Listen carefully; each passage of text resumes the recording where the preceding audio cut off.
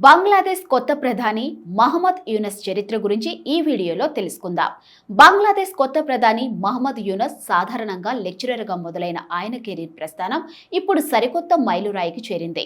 త్వరలోనే బంగ్లాదేశ్లో ఏర్పడనున్న మధ్యంతర ప్రభుత్వానికి నోబెల్ గ్రహీత మహమ్మద్ యూనస్ సారథ్యం వహించనున్నారు. ఆయన గురించి ఈ వీడియోలో తెలుసుకుందాం. ముందుగా మా విక్రమ్ టీవీ ఛానల్ని సబ్స్క్రైబ్ చేసుకోండి. లేటెస్ట్ అప్డేట్ కోసం పక్కనే ఉన్న బెల్ ఐకాన్ని యాక్టివేట్ చేసుకోండి. ఇక షేక్ హసీనా దేశం వదిలి వెళ్లిపోయిన నేపథ్యంలో బంగ్లాదేశ్లో ఏర్పడనున్న మధ్యంతర ప్రభుత్వానికి సారథ్యం వహించేందుకు నోబెల్ గ్రహీత మహమ్మద్ యూనస్ అంగీకరించారు.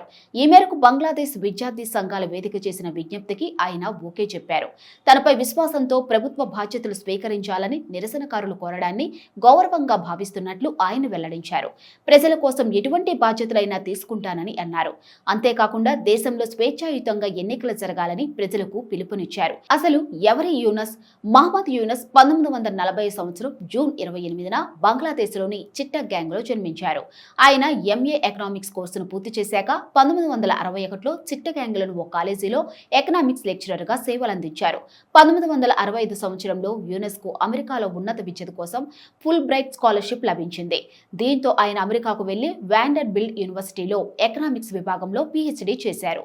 ఇక 1969 నుంచి 1972 వరకు మర్ఫ్రెస్ బోరోలో ఉన్న మిడిల్ టెన్నీసీ స్టేట్ యూనివర్సిటీలో ఎకనామిక్స్ విభాగంలో అసిస్టెంట్ ప్రొఫెసర్ యూనస్ సేవలు అందించారు. 1971లో బంగ్లాదేశ్ విముక్తి ఉద్యమం సందర్భంగా ఓ పౌర సంఘాన్ని ఆయన స్థాపించారు. అంతర్జాతీయంగా బంగ్లాదేశ్ పోరాటానికి మద్దతును సంపాదించేందుకు అమెరికా కేంద్రంగా బంగ్లాదేశ్ ఇన్ఫర్మేషన్ సెంటర్ను యూనస్ నడిపారు. ఇక బంగ్లాదేశ్ ఒక దేశంగా ఆవిర్భవించిన తరువాత ఆయన స్వదేశానికి తిరిగి వచ్చారు. వెంటనే ఆయనకు దేశ ప్లానింగ్ కమిషన్లో సభ్యుడిగా అవకాశం లభించింది. ఇక బంగ్లాదేశ్కు చెందిన చాలా రంగాల్లో ఆర్థిక సంస్కరణలు తీసుకువచ్చేందుకు యూనస్ చాలా ప్రయత్నాలు చేశారు. గ్రామీణంలో బ్యాంకును ఏర్పాటు చేసి దాని ద్వారా లక్షలాది ప్రజలను పేదరికం నుంచి బయటపడేశారు.